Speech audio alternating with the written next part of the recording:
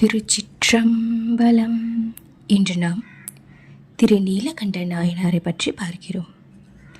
வேதியர்க்குரிய திருநகராக தில்லைமுத்தூர் திகழ்ந்த காலத்திலே குயவர் குலத்திலே ஒருவர் வாழ்ந்து வந்தார். அவர் சிவபக்தியோடு சிவனடியார்களுக்கு திருத்தொண்டு புரியும் பெரும் ஒரு விருப்பம் உள்ளவர். குயவரான திரு நீலகண்டர் ஜீவனத்துக்காக சட்டி, பானைகள், மண்பாண்டங்களை செய்து வாழ்க்கை நடத்தி வந்தார். சிவனடியார்களுக்கென்று உள்ளம் மகிழ திருவோடுகள் செய்து வழங்குவதையும் ஒரு சிறு தொண்டாக நடத்தி வந்தார். தம் மனைவியரோடு இல்லறம் புரிந்து இனிமையாகவும் வாழ்ந்து வந்தார். திருநீலகண்டரோ இளமை பொங்க இன்பத்துறையில் மிகவும் விருப்பமுடையவராக இருந்தார். ஒரு நாள் சிற்றின்பத்தின் அதிக ஆவல் கொண்டு ஏதோ ஒரு மயக்கத்தில் விலைமகளுடன் கூடி மகிழ்ந்திருந்து தம் வீட்டுக்கு வந்தார். அதை அறிந்த அவருடைய மனைவி, என்னிடம் பிரியமுள்ள என் கணவர் இப்பொழுது ஒரு விலைமகளுடன் கூடி மகிழ்ந்திருந்தாரே என்பதை நினைத்து மனம் பொறுக்காமல் தன் கணவரோடு மனஸ்தாபமுற்றார். விலைமகளை அணைத்த கைகளால் குலமகளான தன்னை தொடக்கூட விடக்கூடாது என்று கோபம் கொண்டார். ஆயினும் அவள் தன் வீட்டு வேலைகளையும் இல்லற பணிகளையும் செய்து தன் கணவரோடு கூடி மகிழாமல் வாழ்ந்து வந்தார். இது வெளியுலகற்கு தெரியாதபடி குடும்ப கௌரவத்தை காப்பாற்றி வந்தார். கட்டிலம் மனைவி அழகி பொங்க செந்தாமரையில் வாழும் மகாலட்சுமியை விட பேரழகு உள்ளவள். அவளை பார்த்து பார்த்து சொக்கிய திருநீலகண்டர் அவரோடு கூடி மகிழ துடிதுடித்தார். தம் மனைவியிடம் சென்று இரக்க சொற்களையும் பேசி அவரை சமாதானப்படுத்த முயன்றார். அவருடைய பிடிக்கு எட்டாதபடி துள்ளி தாவி நின்று, எம்மை தீண்டாதீர், திருநீலகண்டத்தின் மீது ஆணை என்று கூறினார். அந்த திருநீலகண்டத்தின் மீது பெரும் பக்தி கொண்டவர் அல்லவா அவர். அந்த திருநீலகண்டத்தின் மீது தன் மனைவி ஆணையிட்டதை கேட்டதும் அவரை தீண்டாமல் விட்டுவிட்டு அப்பால் நகர்ந்தார். அந்த கணம் முதல் அவர் தம் மனைவியாக பாராமல் அயலார் பெண்ணை போல் பார்ப்பது போல வாழலானார். இவரையும் இவளது பெண் இனமான மற்ற மாதர்களையும் என் மனதாலும் தீண்ட மாட்டேன் என்று ஆணையிட்டார். இவ்வாறாக ஆண்டுகள் பல கழிந்தன. இவர்கள் முதுமை பருவத்தையும் அடைந்தார்கள். ஆயினும் இறைவன் மீது கொண்ட அன்பு சிறிதும் தளரவில்லை. அதை அறிந்த சிவபெருமான் ஒரு சிவயோகி வேடம் எடுத்தார். வெண்ணிலா உதயமாவது போல் ஒரு பொன் சிரிப்பு, கையில் பிச்சையிடும் திருவோடு கொண்டு சிவயோகியர் போல் திரு நீலகண்ட குயவனார் வீட்டுக்கு வந்தார். சிவனடியார் என்றே நினைத்த பெரும் மகிழ்ச்சி பொங்க முறைப்படி உபசரணைகளை செய்தார். அவரை வணங்கி, எம்பெருமானே, அடியேன் தங்களுக்கு செய்ய வேண்டிய பணி என்ன என்று கேட்டார். அன்பனே, நான் தருகிற இந்த திருவோட்டை உன்னிடம் பத்திரமாக வைத்திருந்து நான் திரும்பி வந்து கேட்கும்போது தர வேண்டும் என்று என் திருவோட்டின் மகிமை சொல்கிறேன் கேள். என் திருவோட்டிற்கு இணையானது இந்த உலகில் வேறெதுவும் கிடையாது. தனக்குத்தானே ஒப்பானது. தன்னிடம் சேரும் எல்லா பொருட்களையும் தூய்மையாக்கக்கூடியது. பொன்னையும் நல்மணிகளையும் விட மிகவும் சிறப்பு வாய்ந்த இந்த திருவோட்டை உன்னிடம் கொடுக்கிறேன். அதை நீ பத்திரமாக வை என்று கூறி புறப்பட்டு விட்டார். திருநீலகண்டரும் ஒரு பாதுகாப்பான இடத்தில் வைத்துவிட்டு தம் வேலைகளை செய்யலானார். ஆனால் சிவபெருமான் தம்முடைய திருவோடு வைத்திருந்த இடத்திலிருந்து மறைய செய்தார். சில நாட்கள் கழிந்த நிலையில் மீண்டும் சிவயோகியர் வடிவம் தாங்கி குயவனார் வீட்டிற்கு வந்தார். அவரை குயவனார் வரவேற்று வணங்கி, அடியேனே நினைத்து இங்கு எழுந்தருளிய தாங்கள் செய்த தவப்பயனே ஆகும் என்று கூறி நின்றார். நீலகண்டா, உன்னிடம் நான் முன்பு கொடுத்து வைத்த என் திருவோட்டை திரும்ப பெறவே வந்திருக்கிறேன். நீ சீக்கிரமாக கொண்டு வந்து கொடும். என்று கூறினார். திருநீலகண்டர் ஓடிச் சென்று தாம் வைத்த இடத்தை பார்த்தார். அங்கு திருவோடு காணவில்லை. திகைந்தார். பதறி சுற்றுமுற்றும் பார்த்தார். திருவோடு அகப்படவே இல்லை. தம் வீட்டில் உள்ள எல்லோரிடமும் விசாரித்தார். யாவரும் தமக்கு தெரியாதென்றே கூறிவிட்டார்கள்.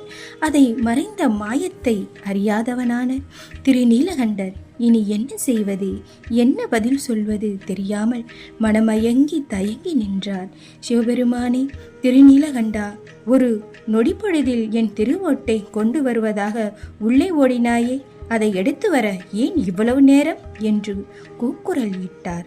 சிவவேதியரே, நான் வைத்த இடத்தில் திருவொட்டை காணவில்லை. எல்லாம் இடத்திலும் பார்த்து விட்டேன். என்னை மன்னித்து விடுங்கள். நான் புத்தம் புதிய திருவோட்டை நானே உமக்கு செய்து தருகிறேன். அதை ஏற்று என் பிழையை பொறுத்தருள வேண்டும் என்றார். அதை கேட்டதும் சிவபெருமான் கோபம் கொண்டு, புது திருவோடா நீ செய்து தருகிறாயா? நான் உன்னிடம் கொடுத்த பழைய மண் ஓட்டையே கொண்டு வா என்றார்.